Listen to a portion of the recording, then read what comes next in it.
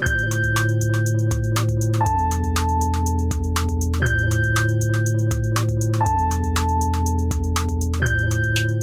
right, everybody, welcome back. It's the end of the world with Michael and Stu. I'm Michael. And I'm Stu. And today we are once again tackling everyone's favorite subjects. That's right, it's robots again. This time in the form of the play R.U.R. Rossum's Universal Robots by Karel Čapek. From the origin story of robot. This is the first time the word robot was ever used in print. And this is a play that first came out in 1920. First performed in January 21, and by 23 had been translated into English, performed in the UK and the US. It was a global phenomenon, and I think it's very prescient. I mean, it's over 100 years old, and yet many of the issues raised by it are the exact issues we've been talking about in our last recent Robot Month sequence of episodes. Although Asimov did not like the play. Well, Asimov thought it was a bad play, and I think he's kind of right. But I think the ideas in it are very good. Right. But we'll get into that in a minute because we have to talk about the uprising / insurrection, some are calling it, in Los Angeles. Mm-hmm. Your recent home. Just been back for a few months in New York, and it feels like you guys may have gotten out just in time, as we learned today that Pete Hegseth has sent 700 Marines to join. The Marines thing is definitely a level up, no? Feels like an escalation, yeah. Uh-huh. I don't think the military has been deployed in this manner since the 1960s, when they were famously deployed to allow for the integration by black students of universities and schools in the South. So you're speaking of the National Guard, not the Marines. I think the Marines, I don't know about the Marines, but I think the federal military was involved in that in some way. And that was in order to help facilitate the integration, given the resistance to it down south, right? That's correct. Sorry, I just realized that there was some children screaming in the yard. Their shrill voices were leaching into my pristine microphone feed. That's an interesting comparison, right? Because it doesn't feel like it's serving a constitutional good this time around. That's right. I mean, it feels like it's the opposite. It's opposite day, and what was the actual inciting incident? Is it just the continuation of these raids? The severity of them is going up? Yeah, that's right. And people attempted to, in protest, surround the ICE building in Los Angeles. I mean, it's one of these things where if you go on a right-wing Twitter profile or YouTube channel or whatever, you're like, Los Angeles is under, it's been invaded. It's been, and then you go to your friend who lives in LA and they're like, sing a play.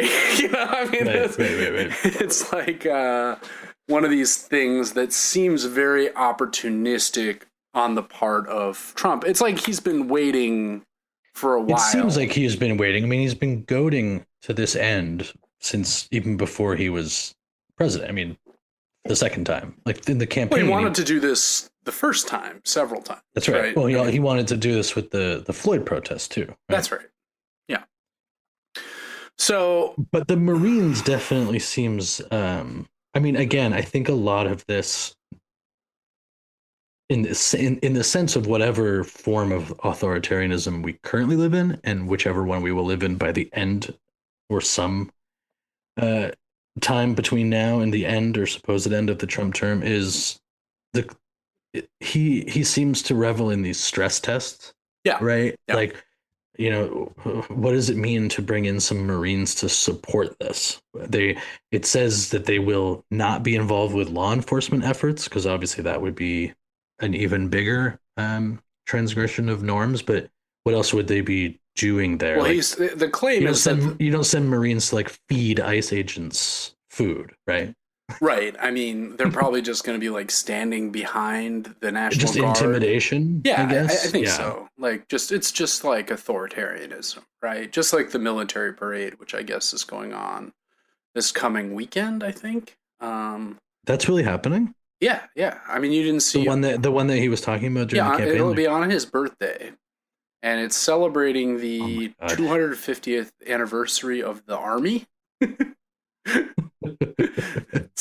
That's right. It's the what is that called? The bisesquicentennial or something. I don't even know what it's called. Right, the Sure. 250. There's a word for that, but I'm. Are you familiar with the word for that, Michael? Because for once I am not. But I mean, you do have to sort of hope that eventually this comes back on them, right? I mean, you have seen a pretty significant oh yeah, response to this that I don't think that they. Again, it's this weird paradox where you can't really ever figure out whether Trump like wants the reaction or is actually sort of surprised by the strength of the reaction and then doubles down. I know there's protests in New York tomorrow as well. Um, if anyone's listening to this in the morning, apparently there is one at 5 p.m. at Foley Square. Um, but it does seem like it's just this weird phenomenon. It always has been with Trump in the moments of protest and authoritarianism where you can't figure out whether like he is actually like this is part of what he wants to have happen, or it's at the same time, precisely at the same time, it feels like it's constantly running out ahead of him and getting worse than he needs it to be. right. Well, I think part of it is, media siloing. Like Trump only sees what he wants to see. He literally has his own social network that is just filled with Mm-hmm. sycophants, primarily, right? So any, you know, anything that he doesn't agree with, he's just prone to calling it treason. Right. And I mean, it's very funny though, because you saw Gavin Newsom, the governor of California, was like, I didn't request this. I didn't request these National Of Guards. course. Sending the military is totally unnecessary. We have, sufficient police forces to deal with these protests that are mostly peaceful. And then now he's basically saying you should arrest me. Like that's what you want to do. Like he's basically. Well, that's the other thing is that like the It's like like there's brutal. another grandstander has entered the Yeah, the arena. yeah, exactly. Right. The brutal cost of like the real lives of these people that, despite the obvious immorality of what's going on, that does it actually just come down to this weird show of force to a potential 2028 presidential candidate in the type of city that these right wingers like to say is overrun and unsafe? And like, what does it actually have to do with anything other than this like weird ego battle that seems to now be playing out between Newsom and Trump? I mean, because one of the things we've talked about in the past is like obviously there's no way that he's going to be able to deport in the actual numbers Right. that he That says he he's going claims. to. And so it just seems like he tries to find the most sensational pockets to like again like really brutally uproot the lives of these people who do get impacted. But what's even crazier is like it's like amoral. It's like it's this weirdly dark strategy that of like highlighting precisely when people rightly fight back or resist this type of thing. No, I mean exactly. So Gavin Newsom was on video saying to Tom Homan, who's the immigration czar, that he should just arrest me now. And then Trump was quoted as saying, "I would do it if I were Tom. I think it's great. Gavin likes the publicity. I like Gavin Newsom. He's a nice guy, but he's grossly incompetent." And Yeah. it's like, what is going on here? Well, I mean, a lot of this all comes back to the Alcatraz, I'm a movie maker of it all, Right. right? That like he is completely comfortable doing things that are, again, like so horrific for the lives of certain individuals who get swept up in this mania, but he's actually completely comfortable just being totally detached from Newsom as a political figure and talking about him as though he's like chatting with Andy Cohen on New Year's Eve. Yeah. Yeah. It's like it's unbelievable. And then you're again in this weird position as someone obviously against the actions of ICE and Trump, and where it's like, so am I making a hero out of Gavin Newsom for saying arrest me? Like is this Right. Right. the complete darkness that we've entered? I'm afraid so, right? As he's doing it to like talk about it on his podcast while he gears up for a run Yeah, in yeah. 2028. I mean, I've literally felt this war raging inside myself today as this is all played out, right? That's right. Because I'm like, well, it's good that Gavin Newsom, whom I hate, Sure. is standing up to this Trump policy that seems egregious and scary and bad. But I like feel myself being manipulated, you know? Well, it's also just that the mess the mess is so complete in the way that also the feeling of that happening for people also plays into the response on the other side to someone like Newsom. So when Newsom says what I think the most of the reporting reflects, which is they did not need to escalate to the National Guard. That even if there was some size of protest or violence that could warrant it, this was not that. Yeah. But then Newsom says that, and the people on the right go, well, yeah. I mean, of course, this guy who's running this heinous left wing Marxist state and a city that's completely overrun doesn't want the cameras showing how overrun and how violent it is. Yeah, famous So Marxist he's lying. Gavin Newsom. And Trump's actually just bringing the National Guard there to highlight the complete state of disrepair that California has fallen into. And then at that point, you're just like, again, the only thing you can try to keep front of mind is that real people are just getting, swept up and placed in unmarked vehicles and driven away from their families. The rest of it is just impossible. Yeah. No, it's ridiculous. Well, we'll keep an eye on it. Hopefully this doesn't become a trend where, the National Guard and the Army is just mobilized nationwide to put down very peaceful majority. I mean, that's the whole problem. See, that seems like right. It's stress test after stress test, and then all of a sudden, Michael, you know what that would be really good for? It is the normal course of affairs. What would be really good for? The economy. No, I was literally imagining trying to go to Manhattan to a meeting or something, and having to pass a bunch of machine gun toting Marines that are just in the subway now for some reason. To go take some money out of your ATM or whatever, or to I need drop off my laundry or whatever, right? Sure. Oh, my computer's not working. Time to go to the Genius Bar. And passing these weird. Not so fast. Yeah. Yeah, it's bad. But let's pivot to our main topic, which is R.U.R., which, as I said at the outset, is a play from 1920 by Karel Čapek. Yeah. Apologies if I pronounced that not perfectly. I do not speak Czech. It is, as I said, the origin of the word robot, which I think we mentioned last episode, derives from a Czech word meaning peasant or serf. Mm-hmm. And originally Čapek had wanted to call them labori, like laborers, just to make the worker parallel. But he decided that he hated the word labori, which, why? He nailed it. It's a terrible word. It's an interesting question of language where it's like, does this word stick if he goes with labori? No. Yeah. That's right. I don't think so either. I think the sound of robot really, really says it all.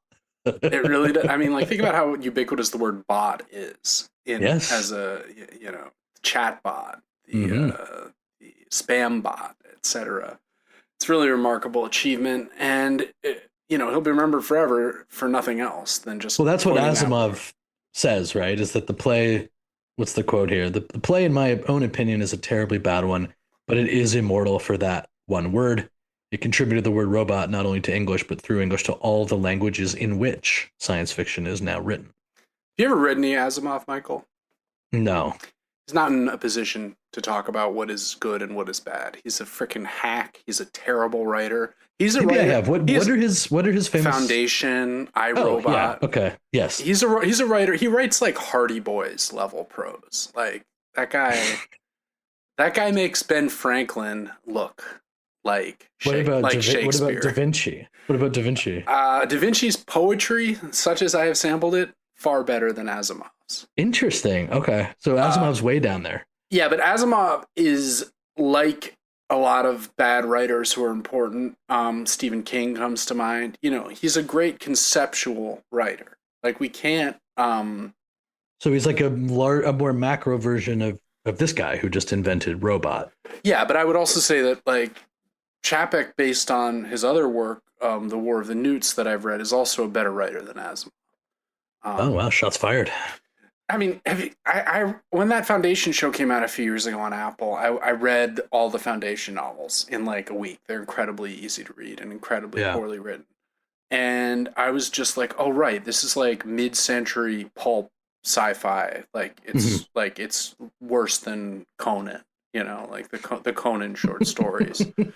Like that's like a whole culture. The best writer in it is probably another terrible writer, H.P. Lovecraft, right? Right, and I'm sure we'll get to both of them. Yeah. But enough about that. I just had to throw someone else under the bus. You know me. I just can't resist it. Asimov is another one of these hacks, you know. Also, just like the look. Have you ever seen what Asimov looked like? No. Give Asimov a Google. He's like the stereotypical image of a nerdy sci-fi writer. Oh, great. He's got like hair that sort of flows out. He's bald on the top, but he's got like wingy hair. Total nightmare. Anyway, we'll get to Asimov in time, and boy will we. So the play is set around the year 2000. The exact date isn't given, but we learned that these robots have been created, and over the last 70 or 80 years since they first started appearing, they've taken on a major role in work in factories, agriculture around the world. And the robots in this play are fully human passing, right? Mm-hmm. From the outside, they look human. They're not like your friendly metal boxes with, you know. They're like Battlestar Galactica Cylons. That's right. Or Olympia, the human doll, or the living doll to Nathaniel, right? He sees her as fully alive. Everyone else is like, why are you in love with this doll? Yeah. Doesn't have that problem. We learned that the robots were created by this uncle-nephew team. This guy, Old Rossum, so they're called the Rossum's Universal Robots. Old Rossum was the kind of romantic. He was the dreamer who had this sort of, he's like kind of Victor Frankenstein, right? He has this giant ambition to create these robots. But his much more practically minded engineer nephew, helpfully named Young Rossum, is the one who actually like finished up. You know, he gets it over the finish line. Gets it over the finish line and makes them and like streamlines his uncle's mad, you know, ambitions. Makes it so that the robots are essentially, they're not like, they're fully human. They're more intelligent than people. They're stronger than people. But they only live for 20 years, and they don't seem to have instinct for self-preservation, and they don't have the capacity for love. And we get, the play opens with a woman who is the daughter of one of the major industrial powers. It's not specified which. Her name is Helena Glory, a normal name. Constantly meeting people name things like that. And she comes to the island where these robots are all manufactured. And this island has like a total monopoly. Like every robot that's built is built there and shipped out. And these robots, I think I said, last 20 years. So there's a need, you know, they're smart. They built in planned obsolescence, right? So, so you gotta order more robots after a while. The robots also have a tendency, because they don't have self-preservation, they get damaged, right? They just keep working even if their arm is like falling off or whatever. So we get this interaction where a robot comes out, and the Doman is the sort of boss of the island, and he's demonstrating. At first they think Helena is just there for a tour of the factory. And a female robot called Sulla is shown. And Doman says, Sulla, let Miss Gloria have a look at you. And then Helena says, pleased to meet you. It must be very hard for you here, cut off from the rest of the world. Sulla says, I do not know the rest of the world, Miss Glory. Please sit down. Helena, where are you from? From here, from the factory. Oh, you were born here? Yes, I was made here. Helena's like, what? And then Doman's like, ha ha ha, Sulla isn't a person, Miss Glory, she's a robot. And Elena's like, oh, please forgive me. Right? And it's a pretty good moment because it demonstrates that the robots are not distinguishable, but also that they don't care, right? She's not offended that the woman didn't recognize her. Right. Also, that it seems like they're not able to deceive or wanting to deceive. That's right. They're not able to lie. That's another important aspect of the robots. So basically, what we learn is that Miss Glory is not just there out of curiosity. She's there because she's an activist. She's there on behalf of the robot rights agenda. She thinks these robots are human and should be treated as human and should be paid for their work.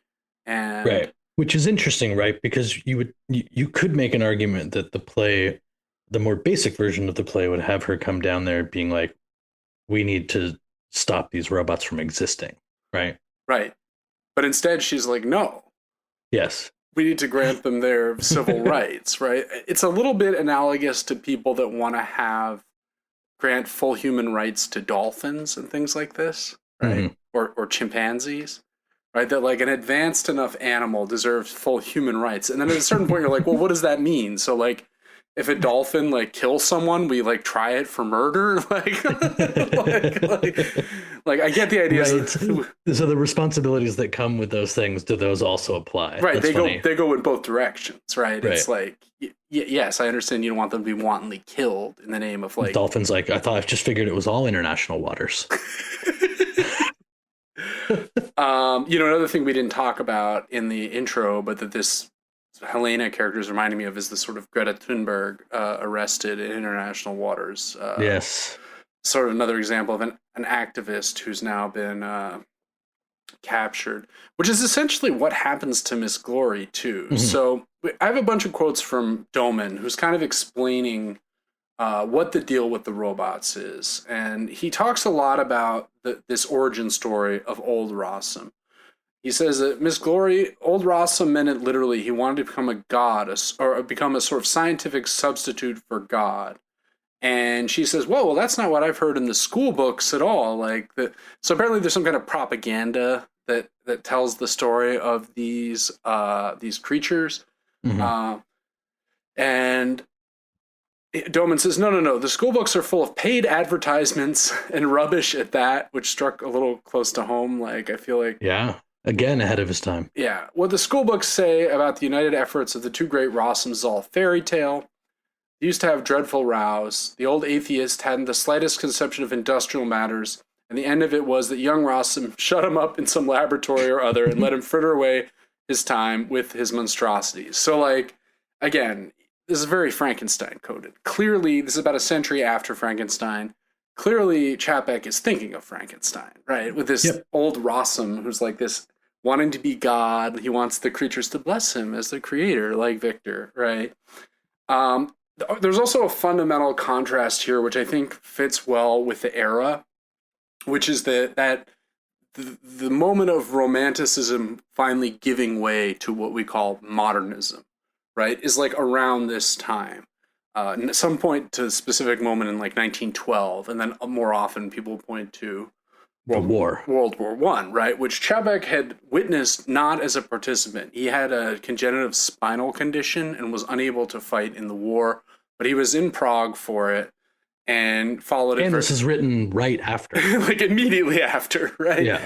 So I think like you see this dynamic where like the old Rossum's like a Frankenstein, a romantic. This reminds me a little bit of The Mayor of Casterbridge by Thomas Hardy, which has the very similar dynamic from a little bit earlier, from the 1870s or 80s, where there's this character, Michael Henchard, who's the mayor of Casterbridge, and he's the big man of town, but he's a man of feeling, and he's a man of passions. And then this younger guy, Donald Farfree, comes to town, and he's like, I've invented all these machines that make our farming much easier, and gradually the play is about him usurping the role of the older man, and it's like the romantic generation falling to the more like mechanical, rational, hyper-rational, machine-oriented younger generation. And one of my favorite novels, by the way, Mayor of Casterbridge. Highly recommended to all who might like it. Doman also goes on to say, well, anyone who's looked into human anatomy will have seen that one man is too complicated and that a good engineer could make him more simply. So young Rossum began to overhaul anatomy and tried to see what could be left out or simplified, in short. And then which is funny, right? Because it kind of nods to we were talking about Optimus last week, right? With Elon, right, where his former head of robotics was that, yeah. right? I think Well, Tesla, like, yeah. If you were going to have them do this type of labor, the human body is not the right model. Right. Exactly. But that's not the solution they come to here, because the robots are humanoid. But that's right. But the hinting at it is funny. Yeah. He says working machine must not play the piano, must not feel happy, must not do a whole lot of other things. So basically, like, there's no need for these robots to experience aesthetic enjoyment, to do anything for their own pleasure. They should just basically work and be satisfied with that, and that's it. And clearly the other thing that's in the background, in addition to World War I and the rise of mechanized death, is communism, right? And this sort of... Čapek was interesting. He was a fervent anti-fascist, but also very opposed to communism. He was what we call today a centrist. Like an I'm with her type? I think he was the Ezra Klein of his... No, I think he's a little bit more... This is his abundance manifesto? That's right. We're looking at here? That's right. I think he's a little more interesting than that, right? Because he's actually... I'd say he's more to the left. Than Ezra Klein? I cannot fathom such a thing. Stop. Stop the presses. There's been a miracle and a massacre. All right. Basically, he says that he seems to be more sympathetic to the plight of workers than I think Ezra Klein is, right? Yes. Like he actually realizes that if the robots are... Oh, but you have to remember, Ezra Klein's very, very sympathetic to the plight of workers, just not in any actual tangible way. But in every possible abstract way, absolutely. I feel like there's a little bit of hint to go back to another thing we did a while ago. There's a hint of the Beast here too. Remember in the Beast, the reason they're undergoing the memory process is to make them more like robots, so they can work better with the AI that runs society. Yeah. And there's something of that in here too. So there's another quote where he says, "The young Rossum rejected man and made the robot. My dear Miss Glory, the robots are not people. Mechanically, they are more perfect than we are. They have enormously developed intelligence, but they have no soul. The product of an engineer is technically at a higher pitch of perfection than a product of nature." Right? So this is getting like very ideological, right? Like this is anthropocentrism, but like anthro-superiorism or something. It's not like man. Yeah, it's also interesting, like when even just thinking about it along the lines of what it's inversely saying about humans, right? That like if you end up with too much emphasis on work and labor, that your soul could also be threatened, right? Absolutely, right. So she which again, ahead of his time. No, I mean I think exactly. She comes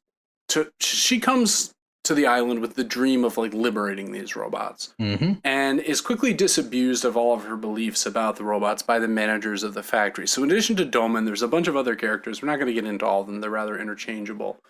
And they all view the robots entirely as a product, right? And the other weird thing that happens at the end of the first act is that Doman somehow pressures her into marrying him. Yeah, come on. You came all this way. You're on the island. Come on. Just marry me. And he's like doing this weird countdown. And he's like, well, if you don't marry me, you're going to have to marry one of the other managers because they're all in love with you. And I love it. It's like no matter what back then, just any chance to shoehorn this like weird retrograde anti-feminism, no matter what. It's like, so weird, right? Here's this fascinating look at machine-like humanoids, but we're also going to have the main character be forced into a marriage. Right, and it's unclear what the threat is. Is the threat that like if she doesn't marry them, they're going to, rape her or something? Very unclear, yeah. This is one of the things where I will have to give a begrudging nod to Asimov in that this is bad, right? Like, yeah, right. There's a better way of writing this. Well, from what you're saying, if anyone can sort of pinpoint bad writing. It might just be our man Asimov. Well, takes one to know one situation, Right. And then they're all just amused that she's coming on this mission because she's far from the first missionary. Doman says, "My dear Miss Glory, we've had close to upon 100 saviors and prophets here. Every ship brings us some missionaries, anarchists, Salvation Army, all sorts. It's astonishing what a number of churches and idiots there are in the world." Maybe my favorite line of the whole play. Yeah, pretty good. And then Helena asks the manager, she's like, "What do you make them for?" "Ha ha ha, that's good. What are robots made for?" "For work, Miss Glory. Our robots can replace 2.5 workmen. The human machine, Miss Glory, was terribly imperfect. Had to be removed sooner or later." Mm-hmm. So, and then another guy says, "It was too expensive." And then another one says, "It was not effective. It no longer answers the requirements of modern engineering. Nature has no idea of keeping pace with modern labor. For example, from a technical point of view, the whole of childhood is sheer absurdity. Mm-hmm. So much time lost." And then again, so this is like Wordsworth is just turning over in his grave. Like, what? No! I mean, I think there's a couple really great moments in this sequence, though, right? I mean, The first is kind of the intimation at things like AI and this sort of the Silicon Valley types that sort of imagine that there is a necessity and a value in going beyond the natural capabilities of the human mind and the human body, that somehow there must exist something that is so good, so profoundly important, universal, sort of beyond, that then requires the decline of the import and prominence of human, right? And then the second thing is this the childhood. I love this part. The whole of childhood is a sheer absurdity. And it, again, not to like paint with too broad a stroke, but it does seem like an interesting comparison to now, right? From the way that these machines, as they have come more into our life, and I'm not talking about robots obviously here, but sort of the advent of the phone and the personalization of technology, just using ChatGPT for everything, right? Right. That like it really is sort of we basically as a society have made this argument that the whole of childhood is a sheer absurdity, that the notion of childhood imagination, childhood space. I was reading online an interesting piece about sort of the space that someone did, like a tracking of childhood movement, right? And found that basically if you got a previous generation away, there was sort of like 2 miles of space for the average kid, sort of going around the neighborhood. And now it's just the house. It's the apartment. Really, it's their bedroom. Yeah. And, it's again, it's like this chicken and egg thing. It's like, does this happen because it's the more comfortable way to process being a parent or raising a child or opting for security and safety now that the technology exists? Or did the technology... Well, and it's another one of those things where it's like generations ago, being a child roaming around your neighborhood was much more dangerous than it is now. Right? Yeah, like when we were doing it, it was more dangerous than it would be now. And in the 60s, it was much more dangerous when we were 50s and 60s when our parents were doing it. And it's so fast. It came so quickly. Like the people that I grew up with, and again, not all of them, I don't think, but like there's no way that they would compare the room and slack that they give their kids, most of them, I don't think, to what they had. Yeah, when they were kids. And a lot of that is also like not even just the individual choice of a parent. It's like kids don't play outside. It's not like you can just be like, tell your kid like, oh, go down the street and play. Like we used to just play street hockey all the time. Yeah, we just meet other kids. I'd ride my bike around my neighborhood and, go to my friend's house. If they weren't home, I'd go to another friend's house. And that was another like thing that was in this thread that I was reading that was like, it's so underrated how important it is for parents who have to spend so much more time in the vicinity of their children than they used to, that like no matter what, these kids would, from 8 o'clock when they get to school to like dinner time, not be around. Yeah. It's interesting. Yeah. And now we've kind of foreclosed on that. And the robots, I also like the part about the humans being too expensive, right? Mm-hmm. It's like, this human, you got to feed him, you got to send him to... Which also feels very much like the AI labor. Yeah, absolutely. The expulsion of labor. We don't have to give any AI any benefits, right? Right. AI never needs to go to the doctor. No, and that's AI also never like, gets sick or has an accident, right? again, like these, the way that these technologies come into society at the right time, where it's like we've just spent decades creating a whole workforce of utterly meaningless white collar labor. Yep. And then now we're replacing it with computers. It's very hard to be like, no, no, no. What I do is so important. We can't have a computer do it because, like, yeah, I mean, what do you actually do? You know? Yeah, and then the final thing we learn in this dialogue with the managers is Helena says, "No love, love, rather not. Robots don't Mm-mm. love, not even themselves. No defiance, defiance. I don't know. Only rarely, from time to time. What? Nothing particular. Occasionally, they seem to go off their heads. Something like epilepsy. You know, it's called robots cramp. Great name. Where it's like they go off their heads and."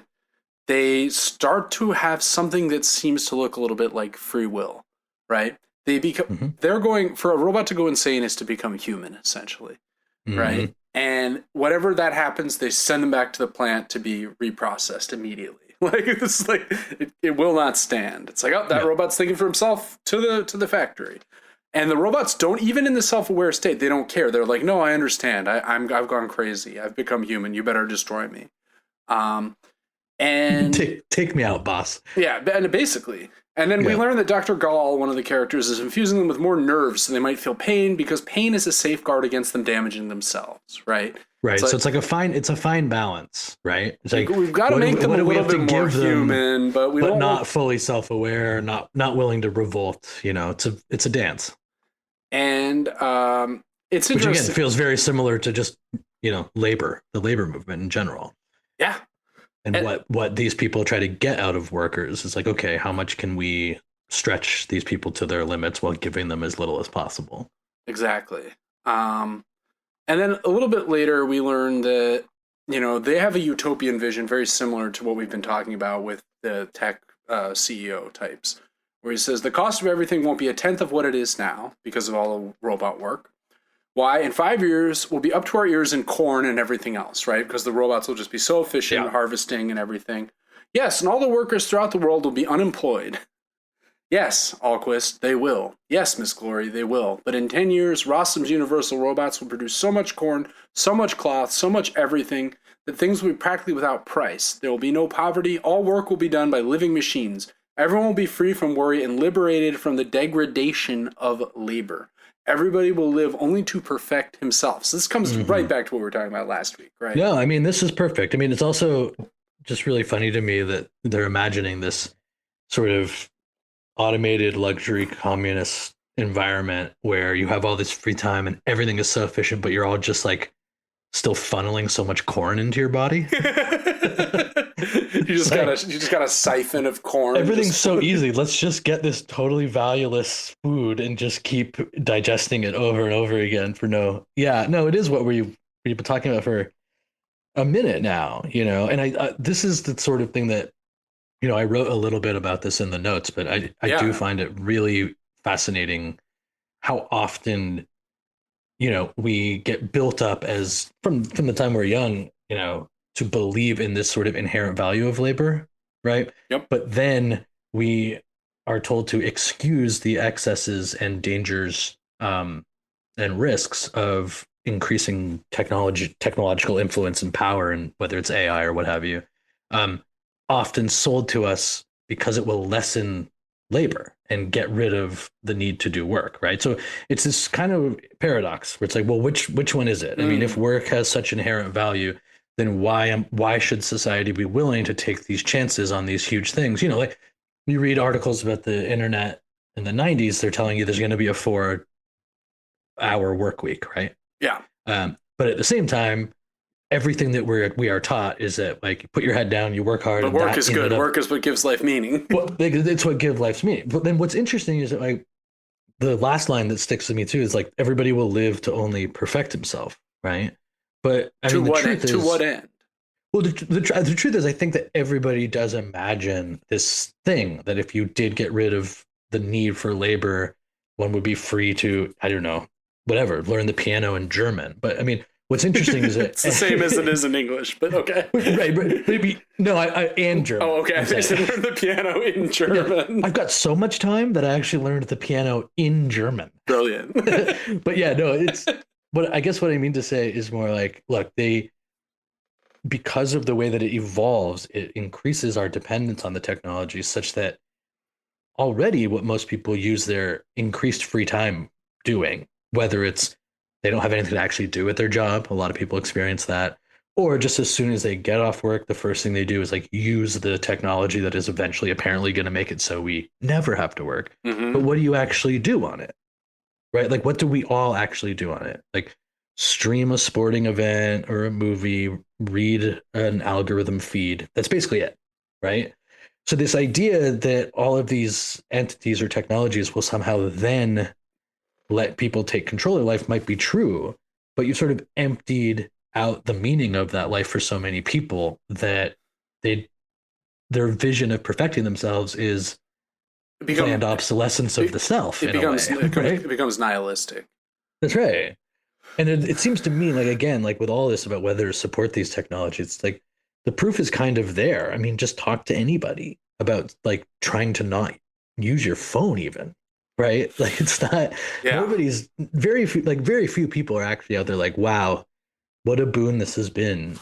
My ability to express myself and my critical thinking capacities are through the roof. Like who, how many people feel that way? No, it's true. I mean, right, what is the end of AI, of the freedom that AI could potentially grant us, even if we set aside the obvious inequalities that we'll obtain, even if those are resolved, like... Right, that's what I'm saying, like even go to the supposed utopian ends of this thing, and like what is really there, especially for people who have been led to believe, right or wrong, or probably somewhere in between, that work has this inherent value, and if you're not needed, and people do. Well, I mean, I don't have that personal view of labor or work. No, but I can see its value for people who have been taught it, if that makes sense. No, absolutely. And, we all know people that lose work or find their work unfulfilling, and it truly impacts their quality of life. Well, and some people like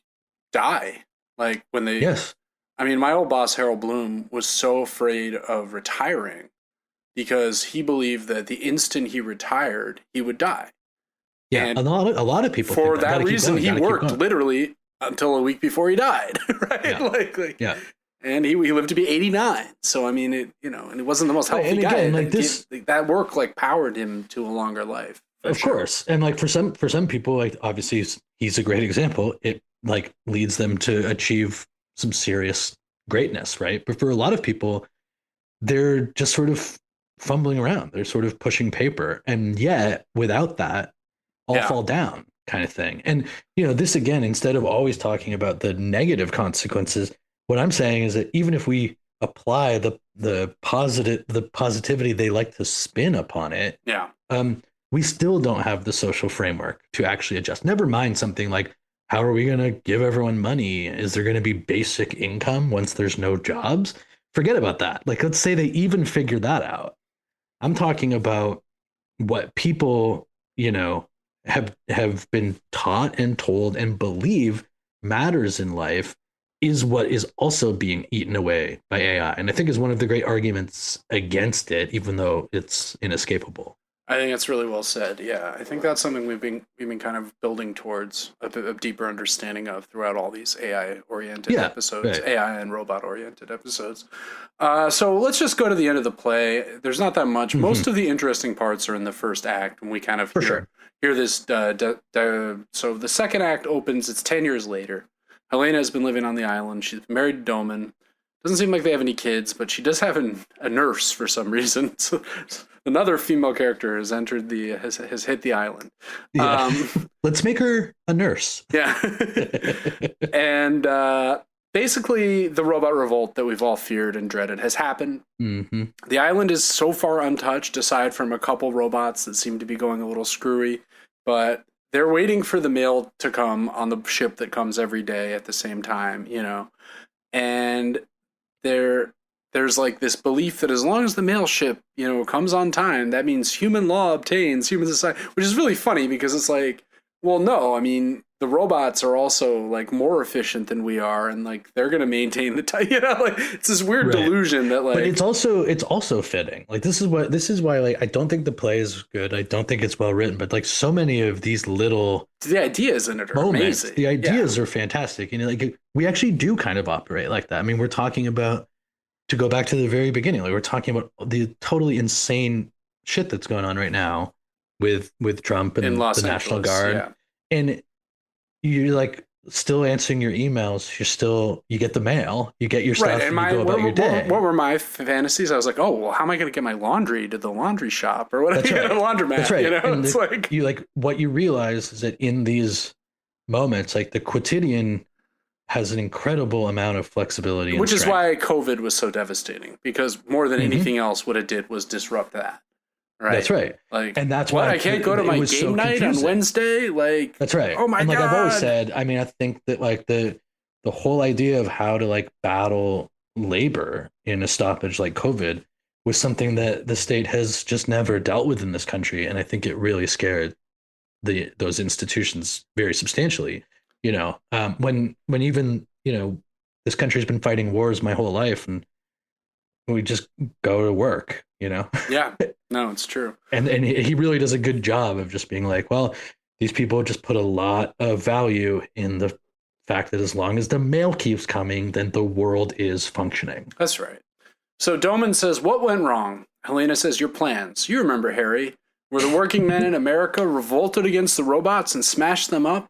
And when the people gave the robots firearms against the rebels, so it's like American workers revolted against the robots. The American government responded by arming robots to defeat those workers. No, that would never happen. Oh, no, wait, that's exactly what would happen, right? It's also really great that like the sort of the positive brand of America in 1919, 1920 is like the place like where labor vision, like this is where the working right, because this is the really aftermath rise. of like the uprisings against the Gilded Age, right? This is the height of socialism in America. This is Eugene Debs winning 15% of the electorate from prison. That's right.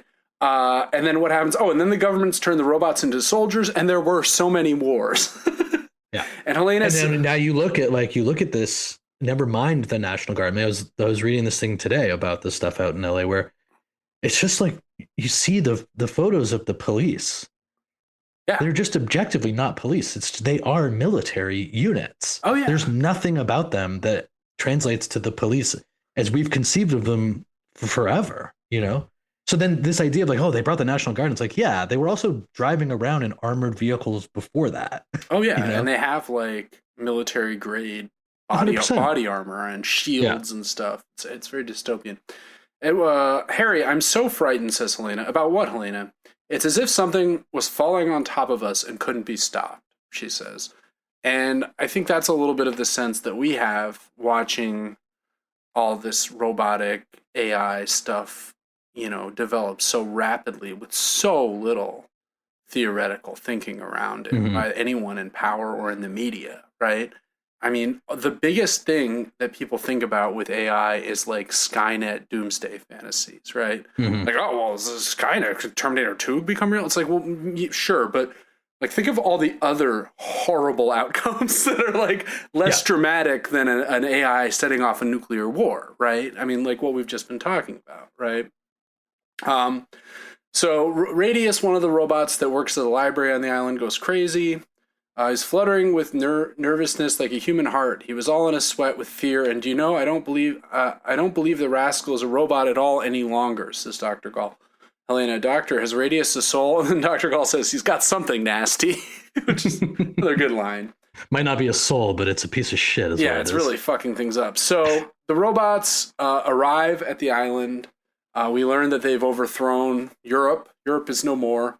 The robots have declared, they've published the Robot Manifesto, and they're coming to the island, and, Doman built a warship for them to escape on, but it's too late. The robots have gotten in there too.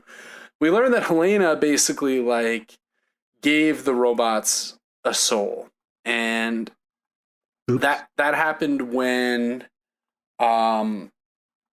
she convinced the managers, who were all in love with her, to like make a few more changes, and this resulted in them obtaining a level of self-awareness sufficient for them to realize they're being exploited.